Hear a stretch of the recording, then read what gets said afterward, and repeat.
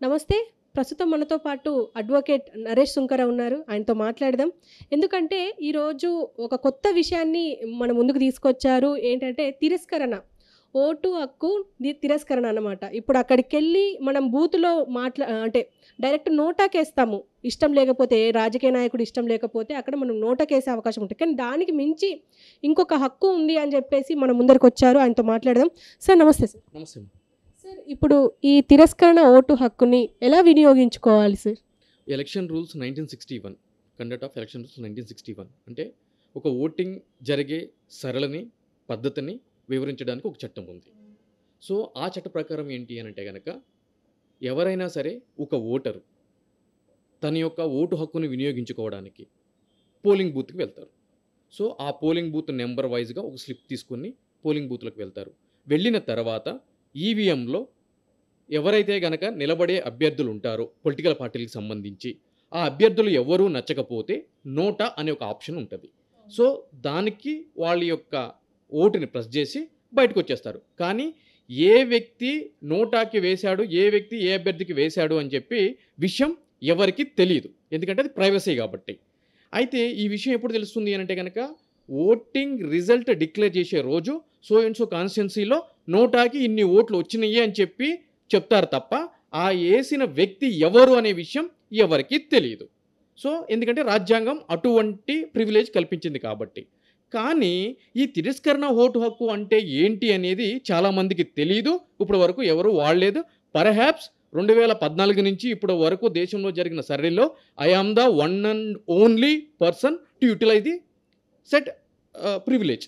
అది ఏంటి అని అంటే కనుక 49O ప్రకారం ఏంటి అంటే కనుక డిసైడెడ్ నాట్ టు ఓట్ అంటే నాకు ఓటు వేయడం ఇష్టం లేదు అలా అని చెప్పి చేతులు కాళ్ళు ముడుచుకుని పోలింగ్ రోజు ఇంట్లో కూర్చునో లేదంటే సినిమా థియేటర్కి వెళ్ళో పార్క్కి వెళ్ళో ఈ యొక్క ఇన్నెగ్లిజెన్సీ డెమోక్రసీ వైపు ప్రదర్శించినట్టు కాకుండా ఆ రోజు మన యొక్క ఓటర్ కార్డు ఐడెంటిటీ కార్డు ఏదైతే ఉందో అది పట్టుకుని సదరు పోలింగ్ బూత్కి నేను వెళ్ళటం జరిగింది.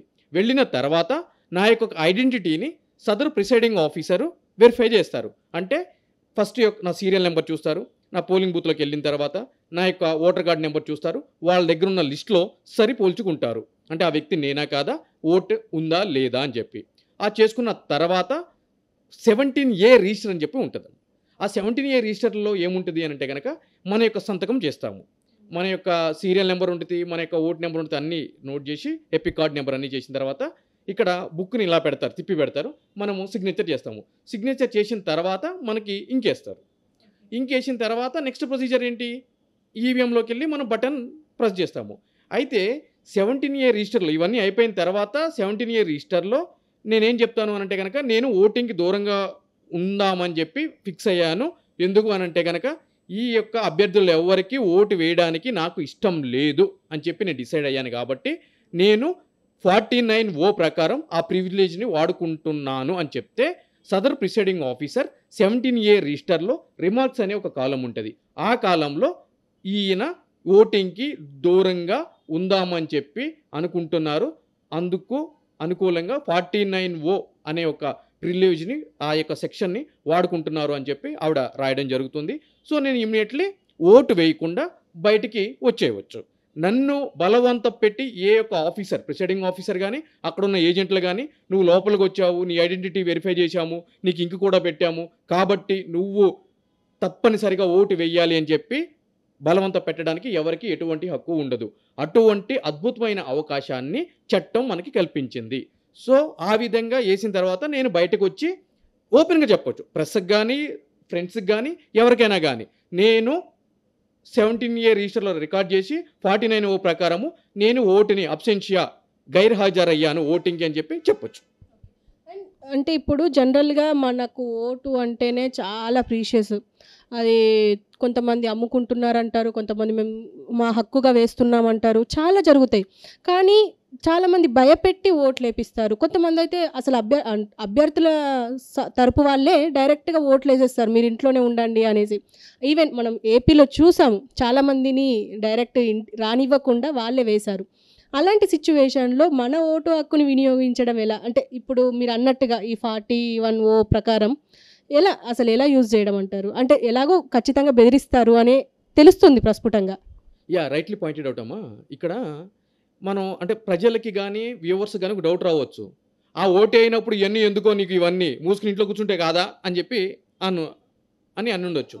మీరు చెప్పినట్టు ఒకవేళ మనం ఓటింగ్‌కి వెళ్ళకపోతే మన యొక్క ప్లేస్‌లో వేరే యొక్క వ్యక్తిని పంపించి బోగస్ ఓటు ఏపించడానికి పుష్కలమైన మార్గాలున్నాయి.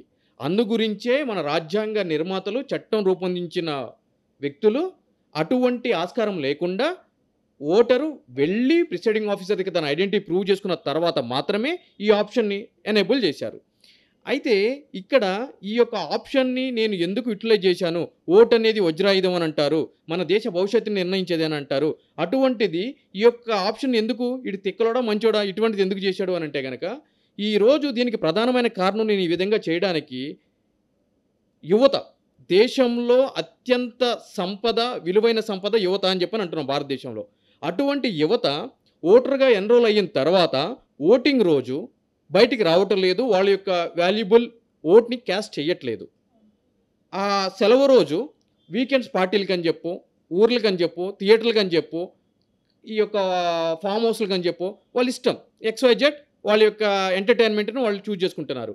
తద్వారా ఏం జరుగుతుంది అనంటే గనక ఈ యొక్క రాజకీయ నాయకులు కొంతమంది ఓటర్లకి మందు, డబ్బు, విలువైన బహుమతులు ఇచ్చి ప్రలోభాలకి లోన్ చేసి వాళ్ళకి అనుకూలంగా ఓటింగ్ ఏపించుకుంటున్నారు.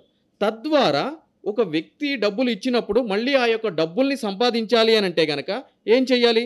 కష్టపడితే మాత్రం 100 కోట్లు రావు. కబ్జాలు చేయాలి, ప్రభుత్వ భూముల్ని ఆక్రమించుకోవాలి, మొగుడు పిల్లల పంచాయతీల్లో ఇన్వాల్వ్ అవ్వాలి, వాడి వీడి మీద గన్ పెట్టాలి, ప్రాపర్టీ అసలు ఇద్దరు కంపెనీ డైరెక్టర్స్ మీద ఏమైనా ఇష్యూస్ ఉంటే దాంట్లో ఇన్వాల్వ్ అవ్వాలి. అలా ఇది అది కానీ కాదు. ఎక్కడ డిస్ప్యూట్స్ ఉంటే అక్కడ వాలిపోవాలి, వాళ్ళని బెదిరించాలి, డబ్బులు సంపాదించాలి, కబ్జాలు చేయాలి, అక్రమాలు చేయాలి. తద్వారా మోసపోయేది ఎవరు? మళ్ళీ ప్రజలే కదా, ఓటర్లే కదా. ఎందుకు మనం ఒక ప్రజాప్రతినిధిని ఎన్నుకుంటాము? డెవలప్మెంట్ కోసం, స్ట్రీట్ లైట్ కోసం, డ్రైనేజీల కోసం, మన యొక్క పిల్లల భవిష్యత్తు కోసం, స్కూల్స్ కోసం, హాస్పిటల్స్ కోసం, వీటిలన్నిటి గురించి. కానీ ఇవేమీ వాళ్ళు చేయరు. ఎందుకు అంటే కనుక డబ్బులు ఖర్చు పెట్టారు కాబట్టి. అతనే కాదు, రేపొద్దున నేను కూడా ఒక 200 కోట్లు 300 కోట్లు ఖర్చు పెడితే నేను కూడా అదే దోవ తొక్కాలి. నేను దాంట్లోకి అతీతం అని చెప్పి నేను అనట్లేదు. 200 కోట్లు నేను ఎట్లా సంపాదించగలను? కష్టపడితే వస్తాయా? నేను కూడా అదే సంపాదించగలను. అయితే గత సంవత్సరం అసెంబ్లీ ఎన్నికల్లో ఎమ్మెల్యే అభ్యర్థిగా ఉప్పల నియోజకవర్గం నుంచి నిలబడ్డ వ్యక్తిగా ప్రత్యక్షంగా ఇవన్నీ నేను చూశాను. సో అదేవిధంగా ఈ విధంగా డబ్బులు పంచిపెడుతున్నప్పుడు ఎన్నికల కమిషన్ వారు టోల్ ఫ్రీ నెంబర్ అంటున్నారు, యాప్ అంటున్నారు, సివిజిల్ యాప్ అంటున్నారు. దాంట్లో ఎటువంటి అక్రమణలు ఉన్నా కూడా మాకు రిపోర్ట్ చేయండి, 50 నిమిషాలు గడవక ముందే మేము వస్తామని అంటున్నారు. అది ముమ్మాటికి కూడా అసత్యం, అబద్ధం. ఎలక్షన్ కమిషను ఏదో ఒక రాజకీయ పార్టీకి కొమ్ము కాసి పక్షపాత ధోరణితో వ్యవహరిస్తుంది. ఎటువంటి చర్యలు తీసుకోవట్లేదు. అందుకు ప్రత్యక్షమైన నిదర్శనాలే ఈరోజు ఎటువంటి వైలెన్స్ జరుగుతుంది తెలుగు రాష్ట్రాల్లో, ఏ విధంగా డబ్బులు ప్రలోభాలకి లోన్ అవి వేస్తున్నారు. టీవీ విజువల్స్ మీరు కూడా చూస్తున్నారు. ప్రధానమైన కారణం ఏంటి? ఎలక్షన్ కమిషన్ ఫెయిల్ అవడిపోవడం చేత. అందు గురించే వీటిలన్నిటిని కూడా ఎలక్షన్ కమిషన్ వారి దృష్టికి, దేశంలో అత్యున్నత న్యాయస్థానం దృష్టికి, ప్రజల దృష్టికి తీసుకురావడానికి నేను ఈ యొక్క ప్రయత్నం చేయడం జరిగింది. ఈ 49 ఏదైతే ఉందో దాన్ని వినియోగించాలి అంటే ఖచ్చితంగా చదువుకున్న వారే కాదు, చాలామంది యువత చదువుకునే వాళ్ళు కూడా ఉంటారు.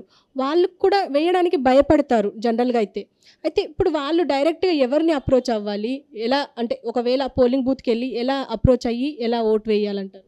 ఇది వాడకపోవడానికి ప్రధానమైన కారణం ఏంటి అంటే కనుక ఆ విధంగా వాడితే థ్రెట్ ఉంటుంది అభ్యర్థుల నుంచి. ఏరా నువ్వు నన్ను కాదనుకుంటావా, నేను పనికిమాలినోడినా, నన్ను రిజెక్ట్ చేస్తావా అని చెప్పి వాడిని ఎత్తుకుపోవచ్చు. మనం చూస్తున్నాము, లైన్లో నిలబడి వెళ్ళమన్నందుకే అందరి ముందు స్లాప్ చేసిన పరిస్థితి ఈరోజు ప్రజాస్వామ్యంలో ఉంది. అటువంటిది నువ్వు వేస్ట్ కానివి నిన్ను నేను రిజెక్ట్ చేస్తున్నాను అని చెప్పి ఈ యొక్క 49 ఎవరైనా ఓటర్ వాడితే తక్షణం ఎత్తుకుపోతారు, వాడిని ఎత్తుకుపోతారు. కాబట్టి భయపడి ఎంతోమంది వాడరు. కాకపోతే మార్పు అనేది ఎవరో ఒకళ్ళ దగ్గర మొదలవ్వాలి, ఎవరో ఒకళ్ళ జీవితాన్ని సాక్రిఫై చేస్తే తప్ప ఆ మార్పు అనేది రాదు. సో కాబట్టి ఆ ఎత్తుకుపోవడానికి, ఆ కిడ్నాపులకి, వాటి అన్నిటికి నేను సిద్ధపడ్డా కాబట్టి నేను ఈ యొక్క 49 అనేది వాడటం జరిగింది. మిగిలిన వ్యక్తులు వాడాలి అని అంటే గనక ఫస్ట్ దీని మీద అవగాహన కల్పించాలి ఎన్నికల సంఘం వాళ్ళు. వాళ్ళు ఎందుకు కల్పించట్లేదు అని అంటే గనక 2014 ముందు వరకు కూడా ఒక ఓటింగ్ని రిజెక్ట్ చేయాలి అంటే కనుక తిరస్కరణ ఓటు హక్కును వాడుకోవాలి అని అంటే కనుక ఉన్న ఆప్షన్ ఈ 49O మాత్రమే. అయితే దీనివల్ల ఈ విధంగా అంటే సీక్రెసీ ఉండట్లేదు కదా, తెలిసిపోతుంది. ప్రిసైడింగ్ ఆఫీసర్ కూడా చెప్పేస్తాడు. ఒకవేళ నేను చెప్పకపోయినా ప్రిసైడింగ్ ఆఫీసర్ సార్ మా బూత్లో మీరు నచ్చలేదని చెప్పి ఒక 4-5 వేశారు, సో ఇంట్లో పర్సన్ అని చెప్పి చెప్పేస్తాడు. కాబట్టి వాళ్ళకి థ్రెట్ ఉంటుంది. అయితే ఇటు ఈ విధంగా థ్రెట్ ఉంది, సీక్రెసీ లేదు, ప్రైవసీ లేదు అని చెప్పి కొంతమంది సామాజిక కార్యకర్తలు, స్వచ్ఛంద సంస్థలు సుప్రీంకోర్టుకి వెళ్ళి ఒక పబ్లిక్ ఇంటర్స్ట్ ఫైల్ చేస్తే సుప్రీంకోర్టు వారు ఎలక్షన్ కమిషన్ డైరెక్షన్ ఇవ్వడం జరిగింది 2013 సెప్టెంబర్లో. స్టేటింగ్ దట్ మీరు నోటా అనే ఒక ఆప్షన్ పెట్టండి, దానికి ఒక సీక్రెసీ ఉంటుంది, నచ్చలేని వాళ్ళు వెళ్ళి ఆ నోటాకి ఓటేస్తారు కాబట్టి ఎవరు వేశారు అనేది ఎవరికి తెలియదు, వీళ్ళ యొక్క సరదా ఆనందం కూడా తీరిపోతుంది అని చెప్పి పెట్టడం జరిగింది. సో 2014 నుంచి నోటా అనే ఆప్షన్ మనకి అందరికి తెలిసిన విషయమే అందుబాటులోకి రావడం జరిగింది. సో నోటాకి కూడా ఓట్లు వేస్తున్నారు. అయితే ఈ నోటా అనే ఆప్షన్ తీసుకొచ్చిన తర్వాత కూడా ఈ 49O అనే ఆప్షన్ అందుబాటులో ఉంది, స్టిల్ ఇన్ ఎగ్జిస్టెన్స్. ఎందుకంటే నోటాలో మనం వెళ్ళి ఓటింగ్ చేస్తాము, కానీ దీంట్లో ఓటింగ్ చెయ్యము, 17A రిజిస్టర్లో రాస్తాము మేము తిరస్కరిస్తున్నాము అని చెప్పి. సో ఈ విధంగా ఈ ఆప్షన్ వాడుకోవాలి అని చెప్పి ఎవరైనా అనుకుంటే ఇక మీదట వాళ్ళు ఏం లేదండి, ఎలక్షన్కి ఏ విధంగా అయితే కనుక ఓటు వేయడానికి బూత్లోకి వెళ్తారో బూత్లోకి వెళ్ళాలి, వాళ్ళ యొక్క ఐడెంటిటీ ప్రిసైడింగ్ ఆఫీసర్ ముందు వెరిఫై అయిపోయిన తర్వాత 17A రిజిస్టర్ అని ఉంటుంది, అక్కడికి వెళ్ళి మేము ఈ 49O ప్రకారము మేము ఓటింగ్కి దూరంగా ఉందాం అనుకుంటున్నాము, మా తిరస్కరణ ఓటు హక్కును వాడుకుందామని అనుకుంటే కనుక రిమార్క్స్లో రాస్తారు, సంతకం పెట్టించుకుంటారు, బయటకు వచ్చేవచ్చు. డిఫరెన్స్ ఏంటి సార్ నోటాకి ఈ 49Oకి డిఫరెన్స్ ఏంటి అంటారు? జస్ట్ ఒక సీక్రెసీ. ఇప్పుడు సీక్రెసీ ఇప్పుడు నోటాలో ఉన్నప్పుడు దీన్ని ఎందుకు వాడుకోవాలి అంటారు? ఎందుకు వాడుకోవాలి అని అంటే కనుక ఇప్పుడు ధైర్యం లేని వాళ్ళు నోటాను వాడతారు, చిన్న లాజిక్. ఎందుకంటే అది ప్రైవసీ అండ్ సీక్రెసీ. అంటే ఎవరికి అంటే ఎంతమంది వేశారు ఎవరు వేశారు అనేది మనకు తెలియదు. దీంట్లో మాత్రం స్వచ్ఛందంగా బయటకు వచ్చి మనం చెప్పేయచ్చు కదా, తెలిసిపోతుంది. అంటే ప్రిసైడింగ్ ఆఫీసర్కి తెలిసిపోతుంది, అక్కడ కూర్చున్న బూత్ ఏజెంట్కి తెలిసిపోతుంది, ఆ బయట ఉన్న రాజకీయ నాయకులకి తెలిసిపోతుంది వీడు మనల్ని అందరినీ రిజెక్ట్ చేశాడు అని చెప్పి. సో డిఫరెన్స్ ఉందిగా. ఎగ్జాక్ట్లీ. అండ్ దీనివల్ల ఎలాగో థ్రెట్స్ వస్తాయి, అలాంటప్పుడు ఖచ్చితంగా నోటానే యూజ్ చేస్తారు కదా సార్. అంటే ఇప్పుడు మీలాంటి వాళ్ళంటే ఓకే, మీకు లా తెలుసు, ఈవెన్ రాజకీయాల్లో ఉంటారు. ఇప్పుడు సామాన్యులు అయితే కొంచెం కష్టమే కదా సార్. ఇప్పుడు 49O అంటే దాన్ని వాడుకోవాలి అని అంటే అసలు ఎందుకు అంటారు, మీరు ఎందుకు వాడాలి అంటారు? ఎందుకు అంటే ఇప్పుడు తెనాల్లో ఓటింగ్ జరుగుతున్నప్పుడు లైన్లో నుంచిన ఒక ఓటర్ ఎమ్మెల్యేని అంటాడు, మేమందరూ లైన్లో నుంచున్నాము, నువ్వెందుకు విఐపి లాగా వెళ్ళిపోతున్నావు, వెయిట్ చేయని చెప్పని అన్నాడు. అంటే మనం అందరినీ ఒకే తాడికి కట్టి పరేయలేము, ఒకే కట్టికి కట్టేయలేము అందరినీ. ఎందుకంటే కొంతమంది ప్రశ్నించే తత్వం కలిగిన ప్రజలు ఉన్నారు సమాజంలో, కానీ అక్కడక్కడక్కడ మనము వెళ్ళి చెక్ చేసుకుంటూ ఉండాలి. సో ర్యాండమ్గా ఇక్కడ ఏం జరుగుతుంది అని అంటే అటువంటి ప్రశ్నించే తత్వం ఉన్న వ్యక్తులు ఇటువంటి ఆప్షన్ని వాడుకుంటే తక్షణం ప్రజలకి తెలిసిపోతుంది. అంటే ఇక్కడ ఇంతమంది అభ్యర్థులు నిలబడినా కూడా ఎవరు సరైన అభ్యర్థి లేరు అని చెప్పి ప్రజలు పోలింగ్ రోజే బయటకు వచ్చి చెప్తారు. అప్పుడు ఏమవుతుంది, పోలింగ్ మీద ఇంపాక్ట్ చూపిస్తుంది. అది అర్థమైంది కదా మీకు. ఇమీడియట్లీ నోటాకేమో ఎవరికి తెలియదు, రిజల్ట్ రోజు తెలుస్తుంది ఎంతమంది చేశారు అని చెప్పి. కానీ ఇది ఇప్పుడు ఫర్ సపోజ్ 7 o'clock ఓటింగ్ జరుగుతుంది, 5:30 7 o'clock వరకు ఎండ్ అవుతుంది అని చెప్పి అనుకుందామండి. 7 o'clockకి ఫస్ట్ పర్సన్ కింద నేను వెళ్ళి 49O ప్రకారం నా యొక్క ఈ ఆప్షన్ వాడుకుని బయటకు వచ్చి నేను ఈ అభ్యర్థులందరినీ రిజెక్ట్ చేస్తున్నాను, వీళ్ళు ఎవరు కూడా సరైన అభ్యర్థులు కాదు, వీళ్ళతో ఎటువంటి అభివృద్ధి జరగదు అని చెప్పి నేను చెప్పినప్పుడు ఏం జరుగుతుంది, ఆటోమేటిక్గా అది వేరే వాళ్ళ మీద ఇంపాక్ట్ చూపిస్తుంది. మీరు వెళ్తారు, నేను కూడా చేస్తాను, ఆయన చేశాడుగా 49 నేను కూడా చేస్తా అంటారు, మీరు వచ్చి చెప్తారు. అప్పుడు ఏం జరుగుతుంది, ప్రజాస్వామ్యంలో మార్పు అనేది మొదలవుతుంది. ఎన్నికల సంఘంలో కొన్ని సంస్కరణలు ఈ యొక్క సంస్కరణలు జరగాలి ప్రజాస్వామ్యంలో అనేది ప్రభుత్వ దృష్టికి పోతుంది. So that is the reason ఈ యొక్క ఆప్షన్ అనేది వాడాలి. Thank you very much sir.